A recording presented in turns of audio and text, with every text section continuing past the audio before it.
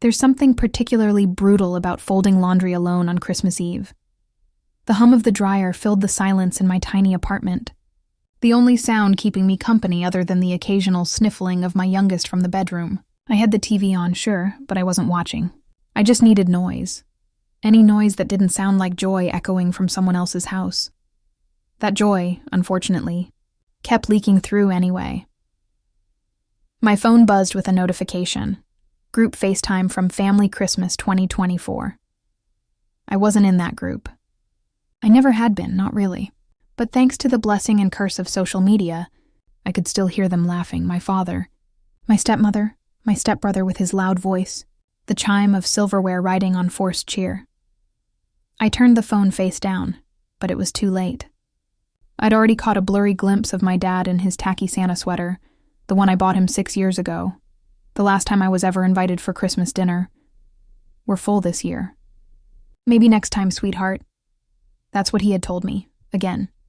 Same line as last year, and the year before that. It was almost laughable now. I used to hope. I used to try. I used to bake cookies with the kids and get them all dressed up just in case someone remembered we existed before dinner started.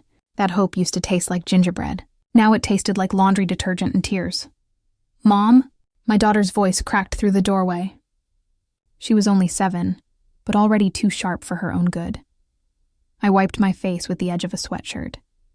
Yeah, baby. She came out holding her bedtime book, that tattered one about the snow hare trying to find his family. But she wasn't asking for a story. Why doesn't Grandpa want us to come? Is it 'cause we're poor? Her voice didn't tremble. But mine did when I tried to answer. No, baby. It's not that, she tilted her head. Then why does he always say the house is too full? There's always space. They have 3 bathrooms. Children don't mean to break you, but they do. Gently, like 1,000 paper cuts. I knelt down and held her tight, whispering some vague answer about them being busy and grown-ups making bad choices. In truth, I didn't have a good answer. I hadn't had one for years. All I'd had were rejected invitations, empty voicemail replies, and a heart that learned over time how to crack without fully shattering. See, when my father remarried, everything shifted. The woman he built his second life with made it clear from the start. The past belonged in the past. My existence became an accessory, optional, inconvenient. And when I had kids, that seemed to only make things worse. Too complicated, too much noise, too little return. We were easy to forget. I don't think Grandpa likes us, she continued. Not as a question this time, but a conclusion. My throat tightened as I fought not to sob in front of her. Well, we like us. And that's what matters, okay? She nodded silently and climbed into bed with the book, still unread. After tucking her in, I stood by the doorframe and watched my children sleep. The innocence on their faces contrasted so sharply with the ache in mine. They didn't deserve this. The neglect. The erasure. The quiet way you start teaching your kids not to expect to be loved by people who should love them without condition. A wave of something shifted in my chest then. Not just sadness, but weight. I was tired of waiting for a seat at a table we were never meant to join. Tired of accepting crumbs from people who only saw us when it suited them. Something had to change.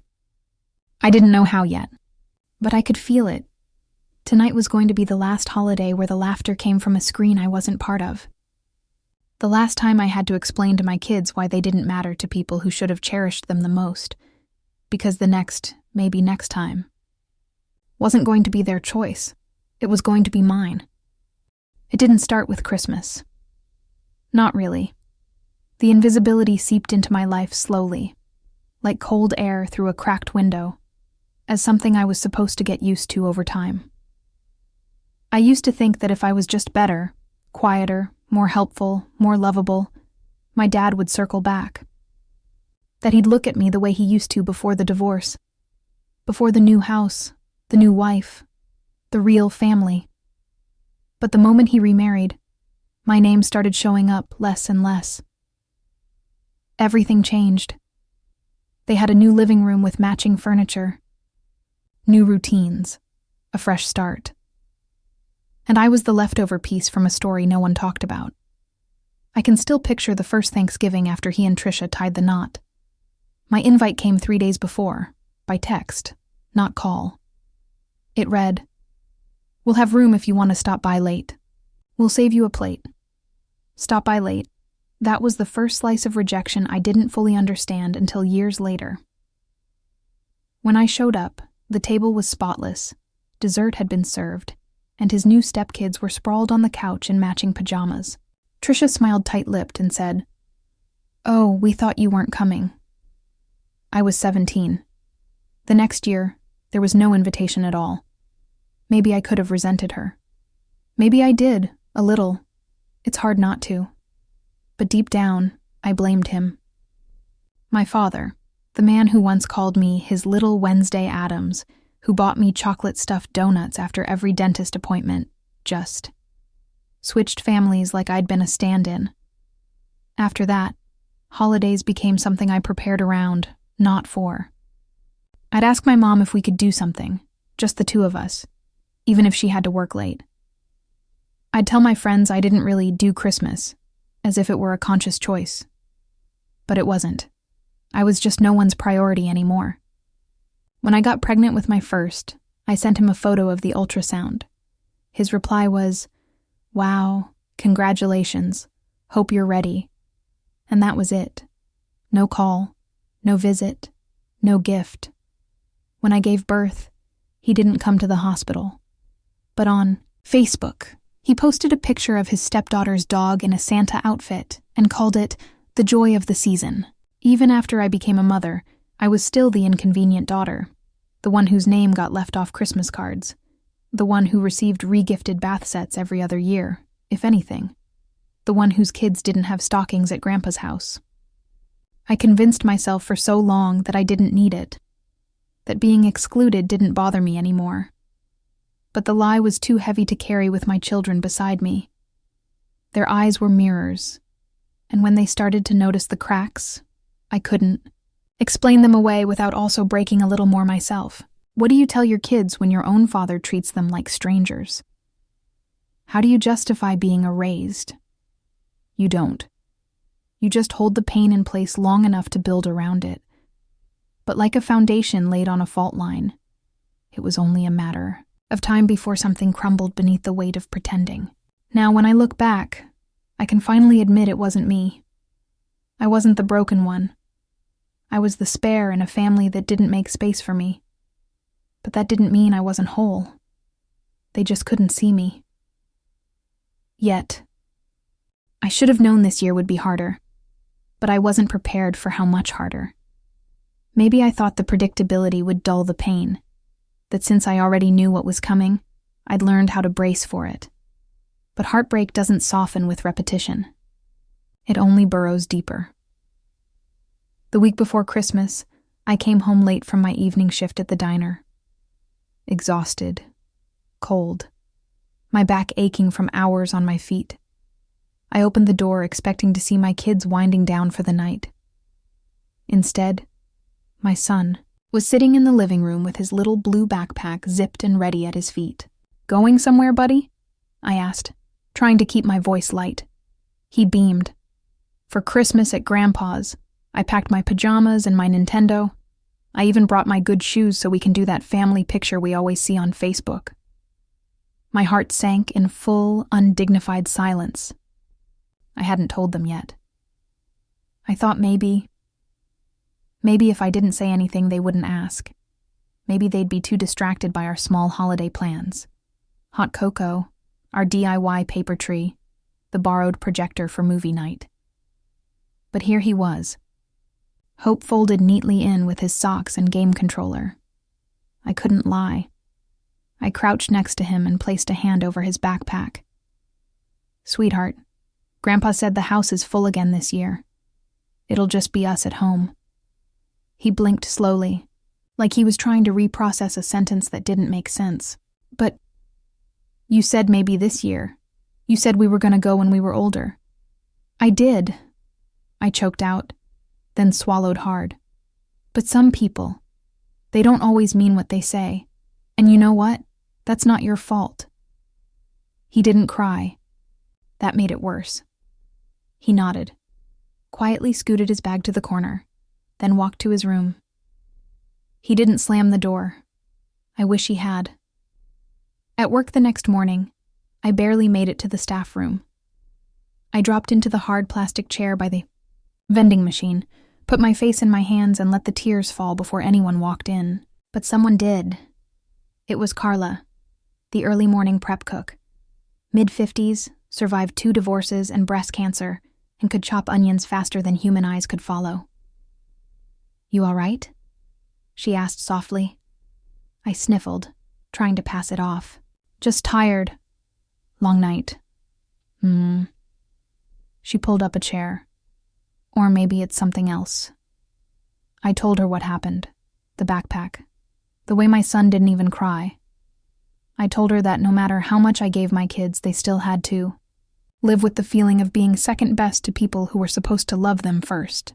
Carla listened without interrupting. When I finished, she leaned in and said, "Honey, sometimes we get so busy waiting for a seat at someone else's table, we forget we can build our own." I didn't know how to respond. The words sank in slowly. She gave me a tissue. "Set the table you're meant to have. Doesn't matter if it's paper plates and dollar store garland. Make it yours. Make it safe. Make it full." That was the first seed. Something cracked open in me that morning. Quiet and small, but irreversible. Not rage, not revenge, just resolve. A shift in how I viewed the silence, the rejection, the way my kids' names were always left off the list. For years I'd been trying to get back in, to somehow be chosen again. But maybe the real truth was, we didn't need an invitation. What we needed was our own table. The thing about turning points is, they rarely come with fireworks. Sometimes they arrive in staff rooms, over a styrofoam cup of lukewarm coffee and a conversation you didn't expect to hold on to. That talk with Carla stuck with me long after I left work. It echoed as I washed dishes, folded laundry, dragged myself out of bed before the sun to get ready for another early shift. Build your own table. The words carved something new into me. Not defiance exactly, more like clarity, a stillness that stopped me from begging space in rooms that would never open the door. Something clicked, and I realized, if I couldn't rewrite who they were, I could rewrite who I was. That night, I opened a separate savings account and nicknamed it Our Table. Just a few dollars at first.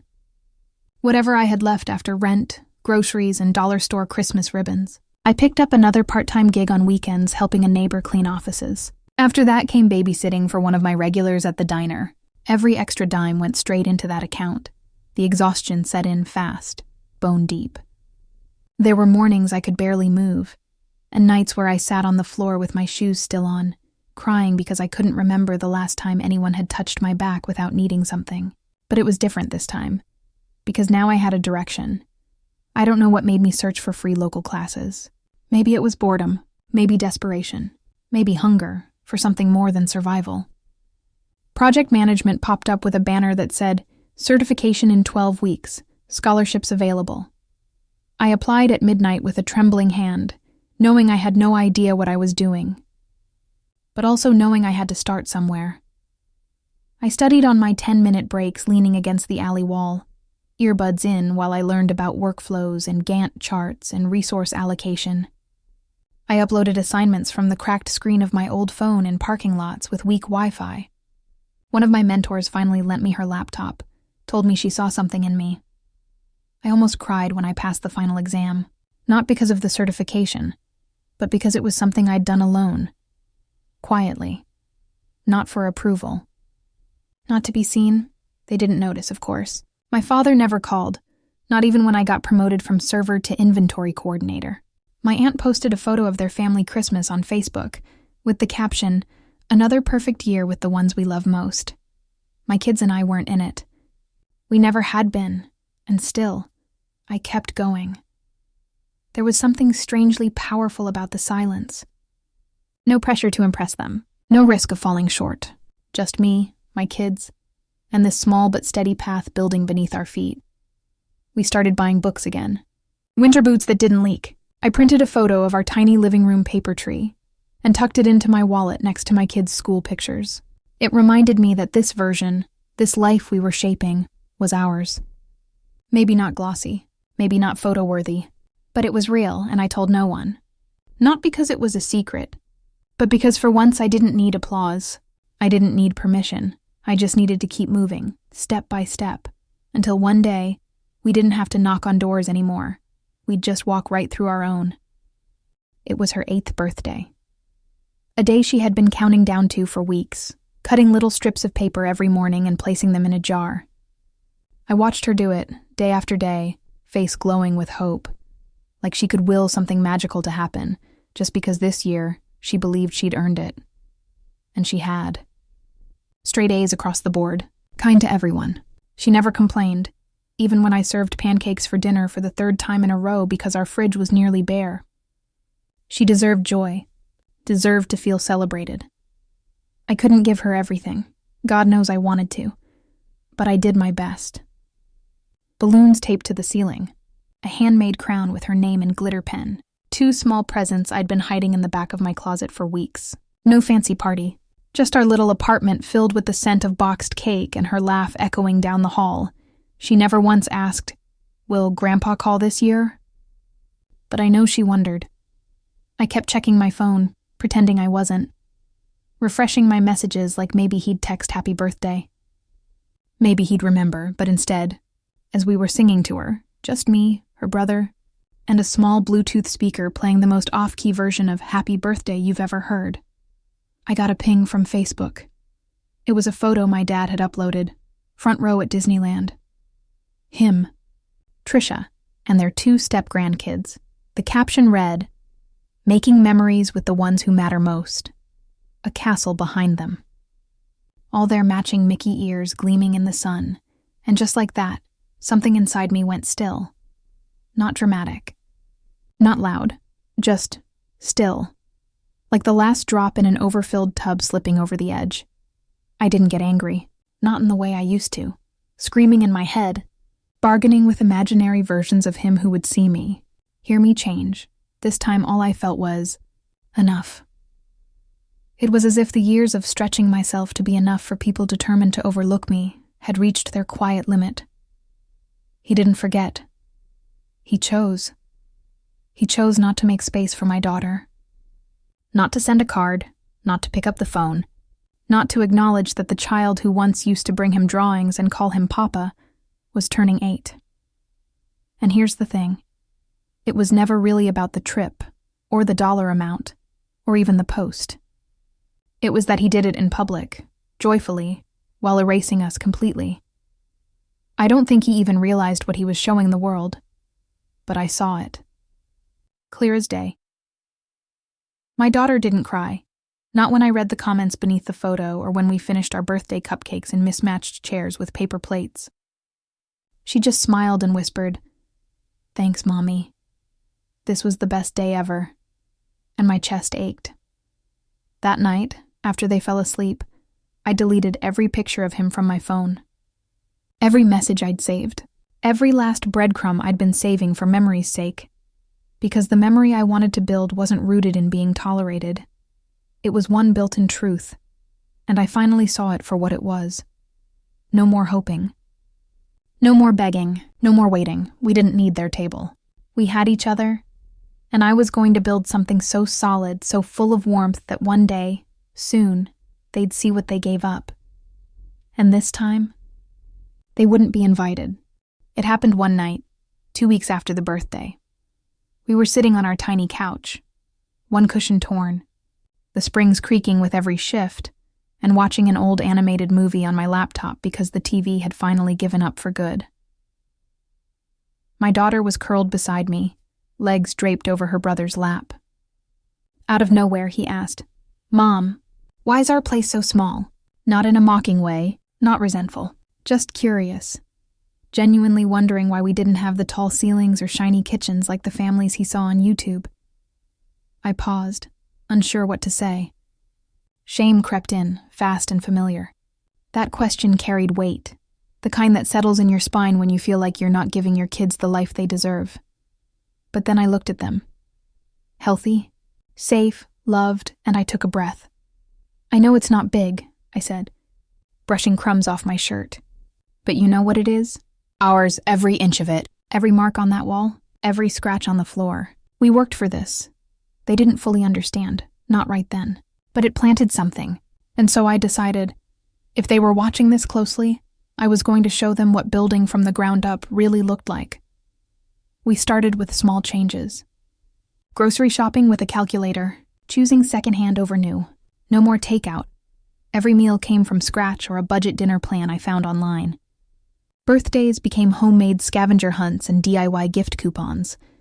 But instead of resisting, the kids leaned in. They turned saving money into a game. "Can we do a no-spend weekend?" my daughter asked once, watching me compare cereal brands. Like a challenge? That was the moment I knew we were doing more than just surviving. We were growing. I channeled that energy. Every free second outside of my shifts, I poured into rebuilding myself. I kept studying project management methods, and one late night, while scrolling through a job board I almost never used anymore, I found a listing. Weekend after-school business coach needed. Short-term contract. It was with a small nonprofit that worked with underprivileged teens interested in entrepreneurship. Roots, values, community, it checked every box. They needed someone organized, motivated, and emotionally aware. And I had become that person. I applied, fully expecting rejection. But less than a week later, I got a call offering me the role, 4 hours on Saturdays. It wasn't a huge paycheck, but it was more than I'd made in a single day before. And even more than that, it was dignity. The kind of win no one hands you, it's earned. When I shared the news, my kids cheered like I'd just won a gold medal. My son drew a picture of me coaching bosses.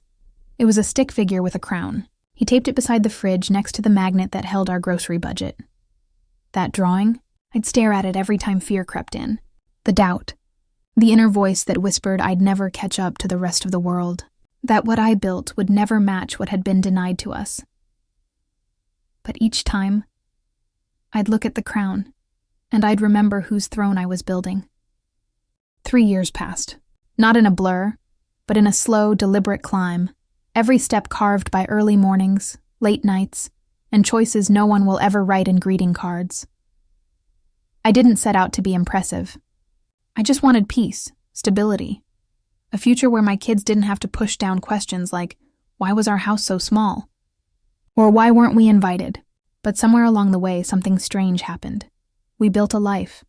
Not a perfect one, but a strong, real one. My weekend coaching contract got extended twice. Then the director offered me a part-time role as project assistant. That led to my first real portfolio. Before long, companies started asking for me instead of me begging for anyone to give me a chance. Then, one afternoon, while I was laying out inventory metrics over lunch, my manager at the diner caught sight of my annotated chart and looked at me like I'd grown wings. "You're not just some part-timer, are you?" she said. "No," I replied, smiling. "Not anymore." I left the diner 2 months later. After that came my first real client, an early-stage startup building education software. I was terrified, but they needed a systems thinker. I happened to be one, and when I finally clicked send on my first invoice, the payment that landed in my account was more than I used to make in a month. I didn't tell anyone. Not my father, not my cousins. Not that side of the family who still thought of me as the girl who got knocked up too young, who worked greasy double shifts, whose absence made events more manageable. Let them think I was still scrubbing counters to get by. Let them think Miss Nobody stayed down. While they gossiped and gathered, I moved us out of our cramped apartment and into a small 2-bedroom on a quiet street where the mailboxes weren't falling off the wall and the heat worked year-round. We didn't decorate much at first, just unpack slowly and let each corner breathe. It was all ours. No landlord breathing down our neck. No thin walls echoing heartbreak. Only space, light, possibility. The kids helped me paint their room. My son chose navy blue. My daughter picked yellow because she said light belonged on every wall she touched. Their laughter echoed in a space we didn't have to be quiet in. Not to stay polite, not to stay unseen. We started new traditions. Friendsgiving with neighbors, midnight movie Mondays, morning journals and gratitude boards. I stopped making up half-truths about our absence from extended family holidays. We do our own thing now, I'd say. And it was true. 100% true. Everything about our lives began to reflect the woman I was becoming. A woman I might not have recognized 3 years ago. I didn't need to prove myself or flaunt anything. Success in silence is still success. And besides, it wasn't about revenge. Not yet. I wasn't trying to show them anything. I was just choosing not to be shaped by their decision to forget about me. And still they never noticed. Never asked, not a word from my father. Not even when I quietly published an article about project-based learning that got shared to over 10,000 educators. Not when I bought my own car, used but mine outright. Not when I passed my second certification and was invited to speak at a youth leadership event. I'd spent years shrinking under the weight of being overlooked. Years believing success didn't count unless someone validated it. But I had learned that the world doesn't belong to people who are watched. It belongs to those who keep moving, even when no one applauds. So when I glanced around one night at my kids, homework spread across the table, music playing in the kitchen, dinner simmering on the stove, I let the peace sink in. Not pride. Not revenge. Just this unexpected, beautiful truth. Miss Nobody became someone, and not one of them saw it coming.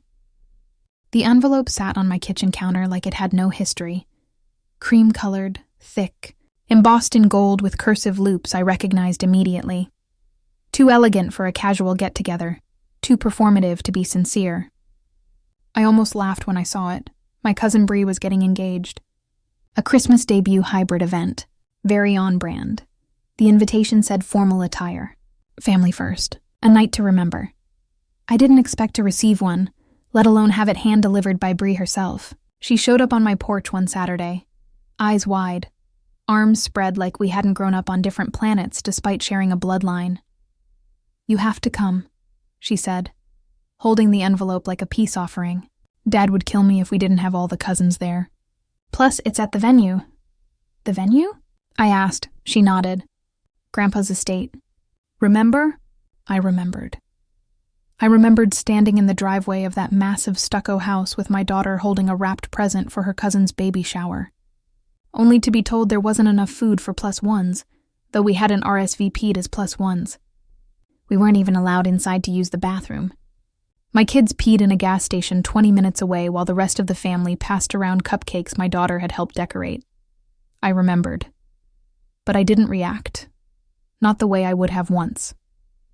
I just smiled politely and said I'd check my calendar. When she left, I stood there with the envelope in hand, heart tight in my chest. Part of me wanted to throw it away. Forget it.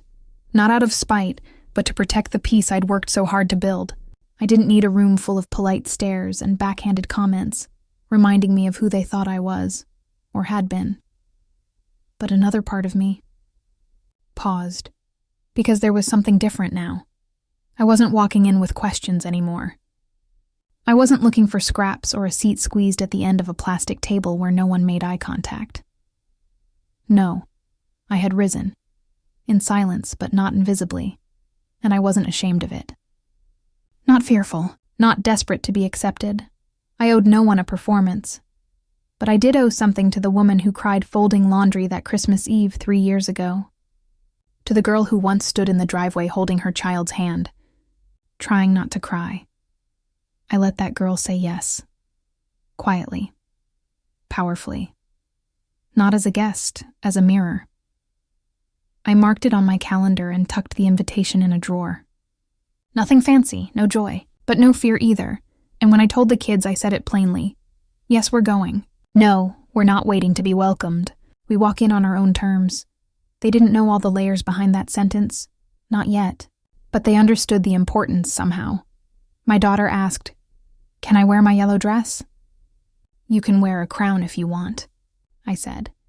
And she smiled like she already knew. This wasn't just another event, it was a turning point wrapped in glitter and RSVP cards. Not revenge, not redemption. Just one more chapter. One more room. And this time, we wouldn't be waiting on the other side of the glass. We'd walk right in. We arrived exactly 23 minutes late, not out of disrespect, but intention. Arriving early would have been for the old me, the one who showed up too eager, too hopeful, like being punctual might earn a seat, a glance, a crumb of acknowledgement. But this time, I wanted space. The kind of space people notice when you enter and feel when you walk by. The front of the estate was decorated with cold perfection. Twinkle lights looped around trimmed hedges, white carpet rolled over brick. Valet boys wore matching gloves. Everything screamed curated elegance, right down to the crystal escort cards. And yet, when I stepped out of that car with my daughter's hand in mine, I didn't feel intimidated. I felt whole. My daughter's yellow dress shimmered under the lights, her curls pinned back with care. My son wore a tailored navy suit we'd found at a resale boutique months ago, but you'd think it came off a rack in Manhattan. As for me, I wore sleek black, not loud, but commanding. Simple lines, gold accents, confidence, not apology. The whispering started as soon as we crossed the threshold. Is that? I thought she moved away. Did you see her daughter's dress? Eyes scanned. Some glanced away quickly.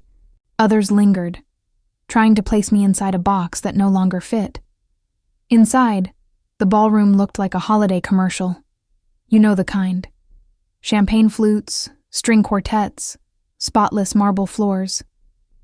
But nothing met my feet with more grace than the realization that I no longer needed to shrink here. Nothing in me trembled.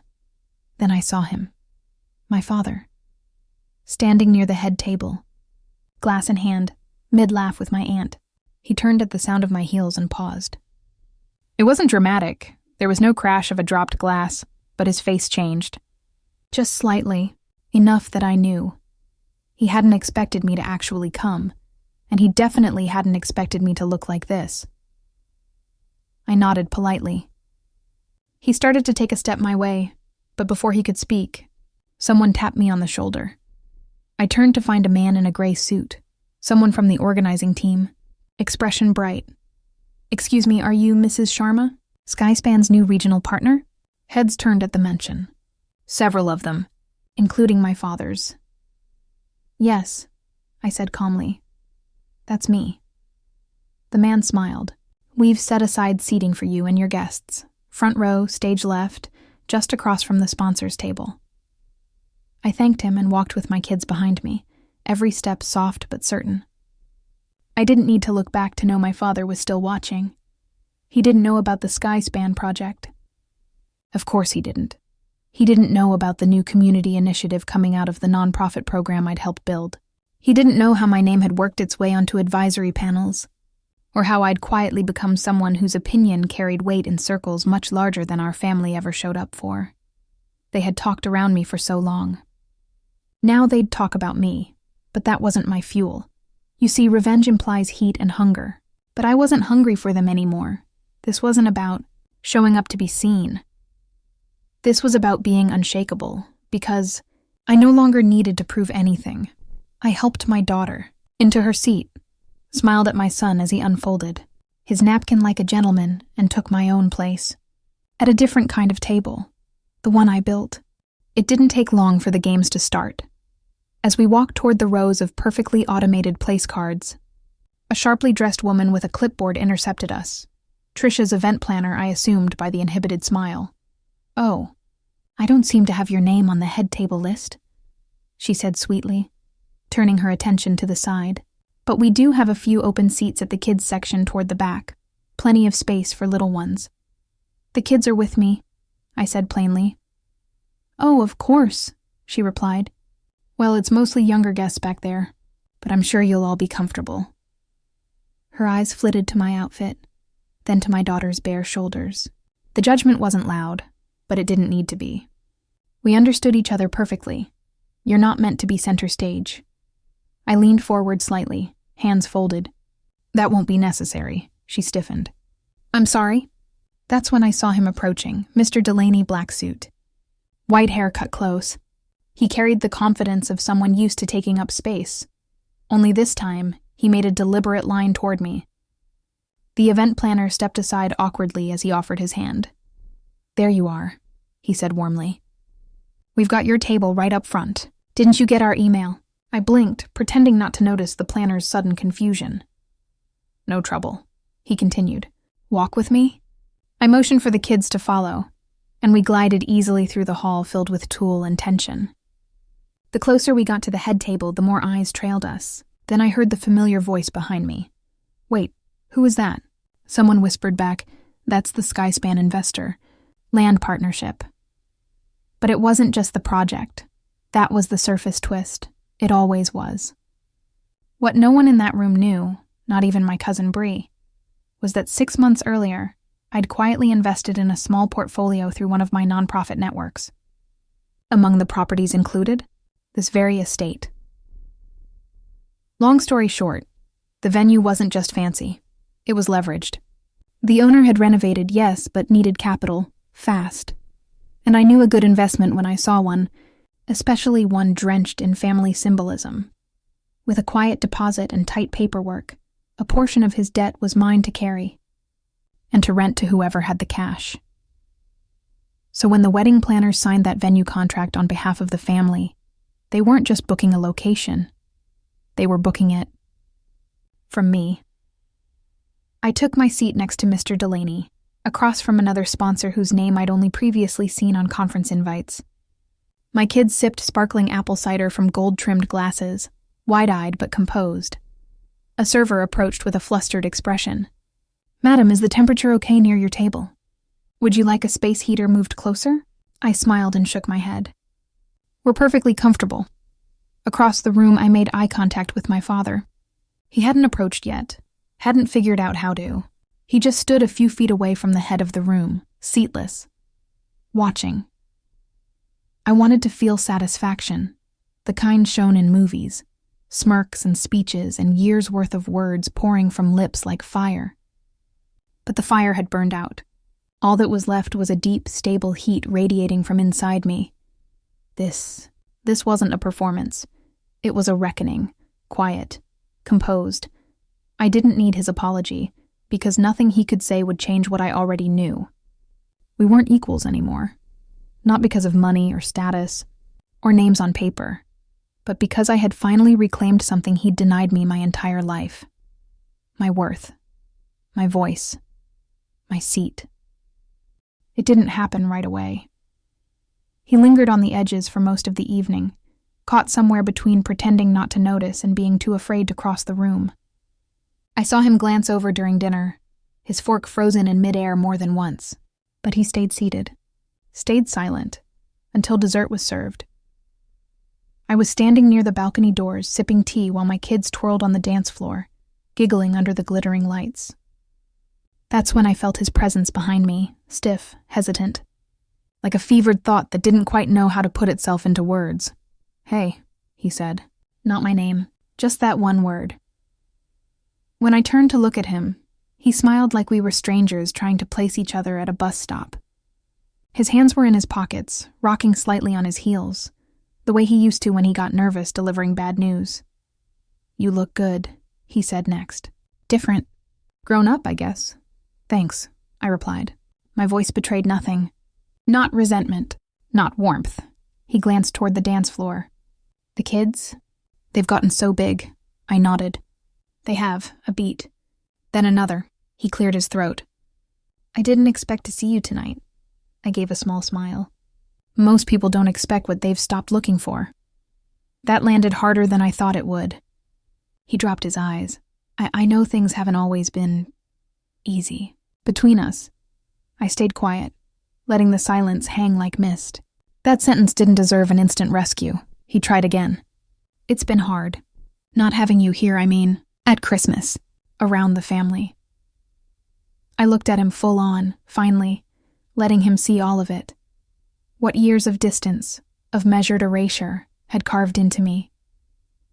You say that like it was something that just happened, I said gently. Like weather, something out of your hands. He frowned slightly. I stepped closer so he'd hear me clearly, but I kept it measured. You say it's been hard not having me here, Dad, I said. But the truth is you never made room. His mouth opened for a second, then closed, and to his credit, he didn't argue. He didn't justify. For once, he didn't throw me a cleaned-up version of the past. He only nodded, barely, like he wanted to retreat and didn't know how. I didn't want to punish him. I'd danced too many imaginary confrontations in my head over the years to believe one word, one moment, could fix what had cracked open over decades. But it didn't mean I didn't still mourn the version of him I used to chase. I should've, he finally said, quiet, honest maybe. I know that now. All I could do was nod. I wasn't angry anymore. That was the strangest part. I realized in that moment that the part of me that had spent a lifetime aching for him, waiting, hoping, twisting myself into softer shapes to win him back, was gone. Not hardened. Healed. I'm happy for you, he added after a pause, gesturing vaguely to the evening. You don't have to be, I replied, but I am.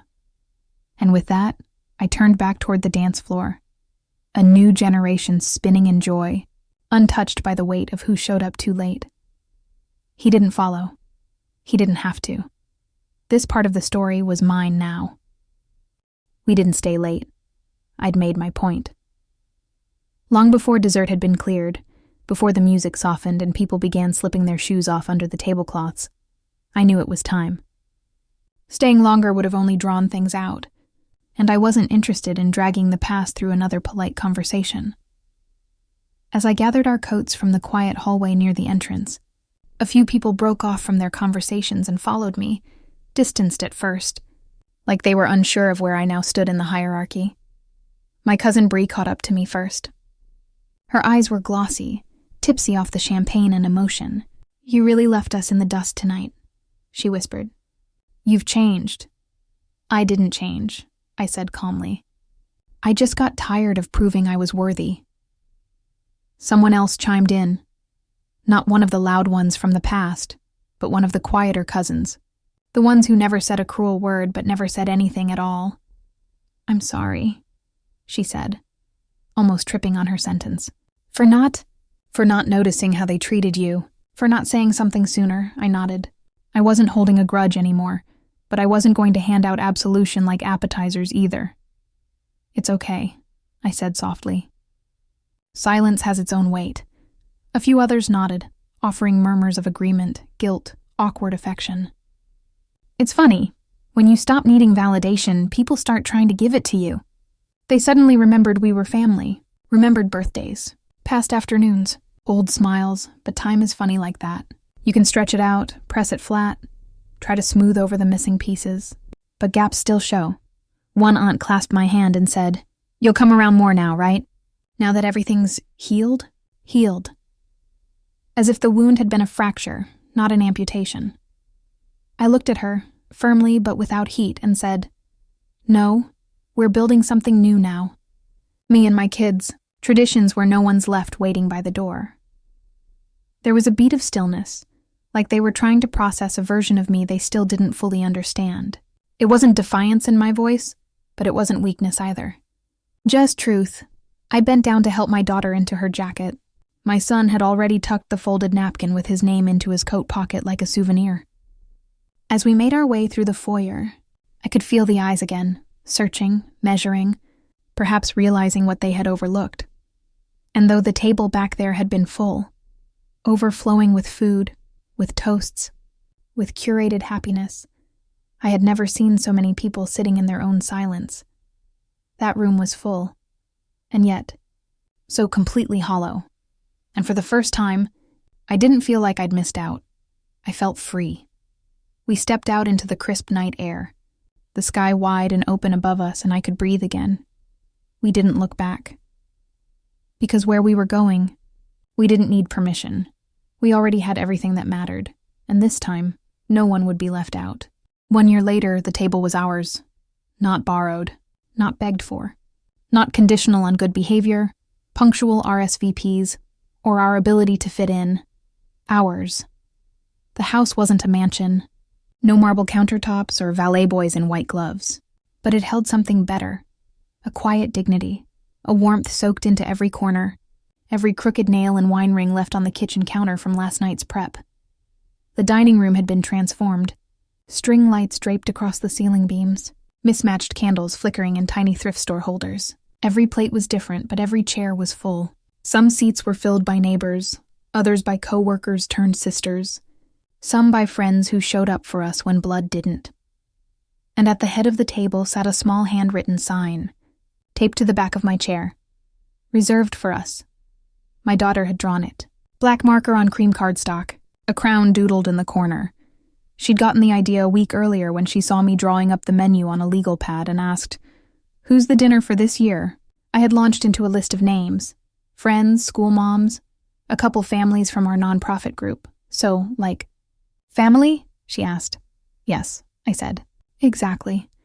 And with no further ceremony, she'd made the sign.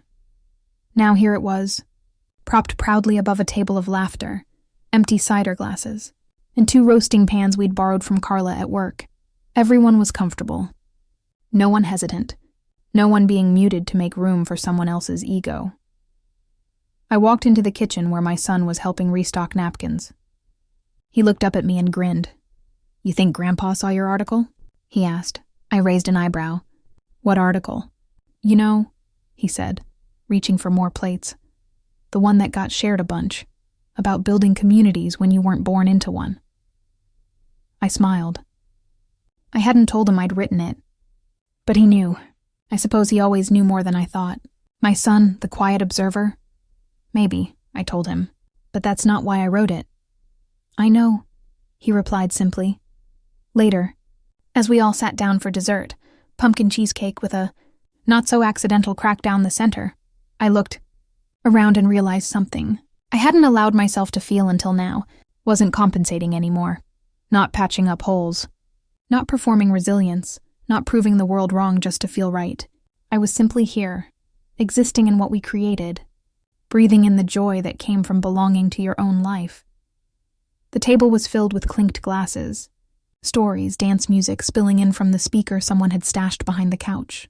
Someone toasted to second chances, and half the room chimed in with jokes about this being our 4th chance, at least, and I laughed, loud, uninhibited. Because it wasn't just about being included anymore. It was about choosing who we gave our table to. That was the most powerful part. Not revenge, not even justice, but agency. Having the right to say, this. This is what love looks like for us. Messy, real, unlabeled, and always welcome. I thought about the years I wasted trying to feel worthy in rooms where people never wanted me to sit down. The events I dressed up for. The holidays where my kids waited for calls that never came. And I thought of how far away all that felt now. As the night faded and chairs scooted back, coats were gathered and leftovers packed into containers. Guests squeezed me tight, whispering things like, This felt like home. You have no idea how much tonight meant." And the truth was, I did. I knew exactly how much it meant. Because there were years where I would have given anything to feel what we all felt tonight. Safe, seen, celebrated. And as I blew out the last candle, wiping crumbs off the table while my kids danced barefoot in the living room, I glanced back at the sign, reserved for us, and I whispered, forever.